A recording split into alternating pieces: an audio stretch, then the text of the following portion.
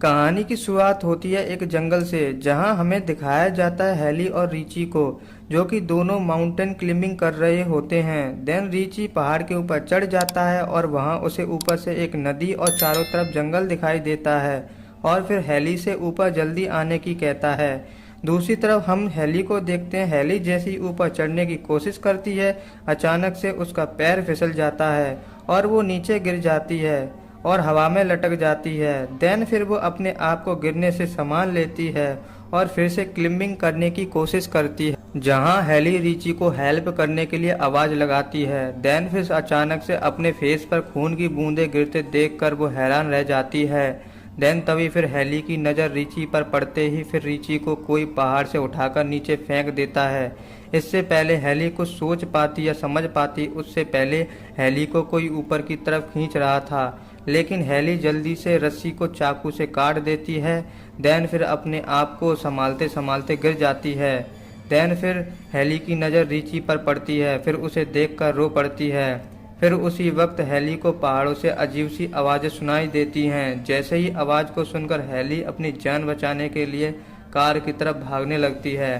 Then उसी वक्त heli का एक पैर तार से टकराकर गिर जाती है। देन उसी वक्त एक आदमखोर उसे उठा ले जाता है। देन उसके बाद हमारी नज़र हो रही इन घटनाओं पर जाती हैं, जहां न्यूज़ में इन इलाकों में एक के बाद एक कार्स की लापता होने की बातें होती हैं।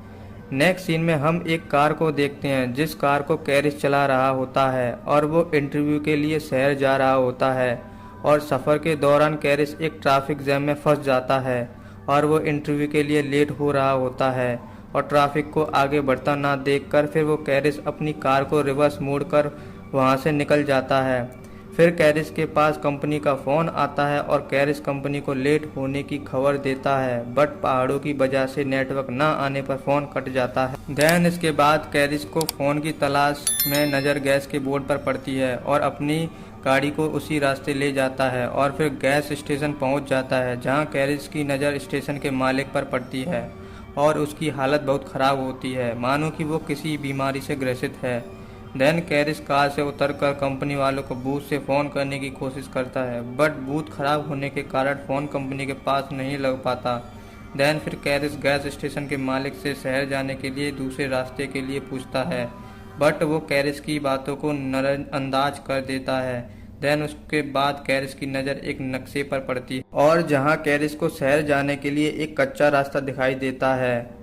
फिर कैरिस उस कच्चे रास्ते को देखकर गैस स्टेशन मालिक से पूछता है। देन गैस स्टेशन मालिक उसे कच्चे रास्ते को जाने के लिए बोल देता है। देन फिर वो अपनी गाड़ी लेकर उस रास्ते की तरफ निकल जाता है और आगे चलते चलते उसे दो रास्ते दिखाई देते हैं और एक रास्ते पर बोर्ड दिखाई देता है और फिर दोनों रास्तों को देखकर सोच में पड़ जाता है। देन फिर वो गाड़ी को लेकर कच्चे रास्ते की तरफ ले जाता है। देन फिर इसकी नज़र एक मरे हुए जानवर पर पड़ती है और इसे देखते देखते क्रिस की कार का एक्सीडेंट सामने वाली कार से हो जाता है, बट कैरिस इस एक्सीडेंट में बच जाता है और दूसरी कार वाले लोग कैरिस का हालचाल देखने आते हैं कि तुम ठीक हो। फिर कैरिस उन लोगों से माफ़ी मांगता है और फिर कैरिस उन लोगों से गाड़ी को सड़क के बीच खड़े करने की वजह पूछता है, जहां फ्रेंसी उसे बताती है किसी ने सड़क पर यह कांटों का तार डाल रखा था और इसी कारण हमारी कार का टायर पंचर हो गया। देन उसके बाद सभी पैदल चलने का फैसला करते हैं, बट इवान और फ्रेंचाइन उन गाड़ियों की देखभाल करने के लिए वहीं रुक जाते हैं। दूसरी तरफ उन लोगों की नज़र एक मरे हुए मंगूस पर पड़ती है और ऐसा लगता है कि किसी ने उसे बुरी तरह से चीड़ फाड़ कर फेंक दिया हो। फिर कुछ दूर चलते उन्हें जंगल में कार के टायर्स को जलते देखते हुए कुछ खतरे का आभास होता है, बट कैरिस सभी को आगे चलते रहने की बोलता है। दूसरी तरफ इवान और फ्रेंचाइन को झाड़ियों से कुछ हलचल महसूस होती है। देन फिर इवान उन झाड़ियों को देखने जाता है। देन फ्रेंचाइन इवान को वहां ना पाकर बहुत परेशान होती है। देन फिर उसे ढूंढने वहां झाड़ियों में जाती है और वहां इवान का एक जूता मिलता है और जैसे ही इवान के जूते को उठाने जाती है तभी उसे इवान का एक कान कटा हुआ दिखता है और उसे देखकर रोने लगती है। देन फिर अचानक से कोई फ्रेंचाइन को पीछे से पकड़ के मार डालता है। देन दूसरी तरफ उन लोगों की नज़र एक घर पर पड़ती है और वो मदद मांगने के लिए उस घर की तरफ जाते हैं। देन फिर कैरिस घर का दरवाज़ा खटखटाता है। देन फिर इन लोगों को मालूम पड़ता है इस घर में कोई भी नहीं है। और फिर वो फ़ोन करने के लिए घर के अंदर आते हैं। फिर उन लोगों को इस घर में ढेर सारी गंदगी मिलती है और इन लोगों को लगता है काफ़ी सालों से यहाँ सफाई नहीं हुई है। फिर दूसरी तरफ कार की ढेर सारी चाबियाँ और चश्मे मिलते हैं। देन फिर कैरिस फ्रीज को ओपन करता है और उसमें इंसानों के मांस को देखते ही कैरिस के होश उड़ जाते हैं। और दूसरी तरफ जैसी को वैसी ही कांटों वाली तार मिली जैसी रोड पर बिछाई गई थी और जिसके कारण टायर पंचर हो गया था। देन फिर ये सब देखकर वहाँ से भागने लगते हैं। देन तभी उन्हें एक गाड़ी आती हुई दिखती है। देन फिर सभी लोग पीछे के दरवाजे से भागने की कोशिश करते हैं बट सारे दरवाजे लॉक होते हैं। फिर एक आदमी दरवाज़ा खोल के आता है और फ्रैंकलाइन की लाश को अंदर ज़मीन पर डालता है। दूसरी तरफ जैसी और कैरिस की नज़र फ्रैंकलाइन की लाश पर पड़ती है और इसे देखकर सदमे में आ जाते हैं। और दूसरी तरफ हम पहली बार 3 आदमखोरों को देखते हैं और फिर फ्रैंकलाइन की लाश को टेबल के ऊपर रख देते हैं और फिर अपने औजारों से फ्रैंकलाइन की लाश को चीड़ फाड़ करने लगते हैं।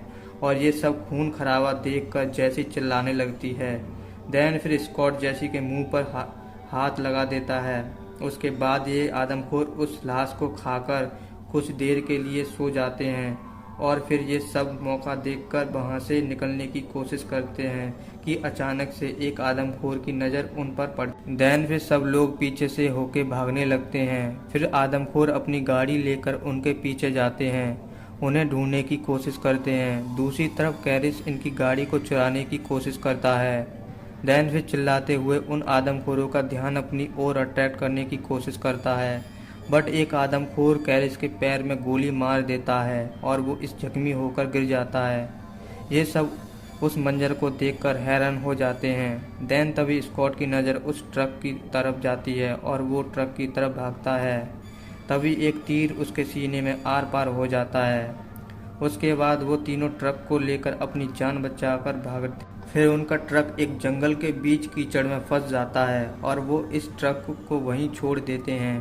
देन फिर वहाँ से वो तीनों अपनी जान बचाकर वहाँ से सड़क की ओर भागने लगते हैं और दूसरी तरफ वो आदमखोर इन तीनों की शिकार के लिए निकल पड़ते हैं। नेक्स्ट सीन में वो 3 थककर आराम कर रहे होते हैं। देन कार्लिन कैरिस से ऊपर की ओर इशारा करते हुए कहती है। देन वो फिर ऊपर देखते हैं तो उन्हें एक वॉच टावर दिखाई देता है। फिर वो लोग उस टावर पर चढ़ते हैं बट उन्हें वहाँ कोई भी नहीं मिलता और वो उदास हो जाते हैं। फिर जैसी को एक फर्स्ट एड बॉक्स मिलता है जिसकी मदद से वो कैरिस की मलहम पट्टी करती है। दूसरी तरफ कार्लिन को एक ओल्ड रेडियो मिलता है, उसे ऑन करके मदद मांगती है बट कोई आंसर प्राप्त नहीं होता। दूसरी तरफ कैरिस को कुछ आवाज़ें सुनाई आती हैं और वो देखता है नीचे से गुजर रहे तीनों आदमखोरों पर पड़ती है। देन फिर वो टावर के ऊपर चढ़कर आते कैरिस उन लोगों को आते देखकर आसपास पड़े हुए सामान को उठाकर एंट्री गेट को ब्लॉक करने की कोशिश करता है। देन कुछ देर बाद कैरिस उन आदमखोरों को वहां से जाते हुए देखता है। फिर उसके बाद कार्लिन अपनी लोकेशन पुलिस वालों को बताती है बट आदमखोर फ़ोन के वायर्स को काट देते हैं और फिर टावर में आग लगा देते हैं। फिर सभी अपनी जान बचाने के लिए एक कांच की खिड़की को तोड़कर बाहर एक एक करके पेड़ के ऊपर कूद जाते हैं। देन फिर आदमखोर उन लोगों को देख लेते हैं, फिर पेड़ के ऊपर चढ़ने लगते हैं। दूसरी तरफ सब लोग पेड़ पर अलग अलग छुप जाते हैं। फिर एक आदमखोर कार्लिन के पास पहुंच जाता है, फिर अपनी कुल्हाड़ी से कार्लिन के फेस के 2 टुकड़े कर देता है और उसे मार देता है। दूसरी तरफ कैरिस अपने आप को संभाल रहा होता है और दूसरी तरफ से पुलिस की एक गाड़ी को आते हुए देखता है और उसे रोक लेता है और फिर पुलिस वाला मदद के लिए आगे बढ़ता है। देन उसी वक्त एक आदमखोर पुलिस वाले की आंख में तीर मार देता है। उसी वक्त हम एक आदमखोर को देखते हैं जो कैरिस को मारने आता है। फिर कैरिस अपनी जान बचाकर कार के नीचे घुस जाता है। उसी वक्त आदमखोर कैरिस को देखने के लिए कार के नीचे झुकता है और कार के नीचे कुछ ना देखकर हैरान रह जाता है। दूसरी तरफ हम देखते हैं जैसी को इन आदमखोरों ने बांध रखा हुआ है। देन फिर आदमखोर जैसी को मारने वाला होता है। उसी वक्त आदमखोर को एक गाड़ी के आने की आवाज़ सुनाई देती है। उसी वक्त वो दरवाजे की ओर बढ़ता है। देन उसी वक्त कैरिस कार को आदमखोर पर चढ़ा देता है और उसके सीने में तीर घुसाकर मार देता है। देन फिर कैरिस जेसी के हाथों को खोल रहा होता है। देन फिर उसे एक आदमखोर कैरिस पर अटैक कर देता है और उसे मारने वाला होता है। देन उसके बाद जेसी तीर की मदद से पीछे से आदमखोर के सर में घुसा देती है और वो ऑन द स्पॉट मर जाता है। देन फिर कैरिस और जेसी खुशी खुशी अपने घर लौट जाते हैं और कहानी यहीं समाप्त।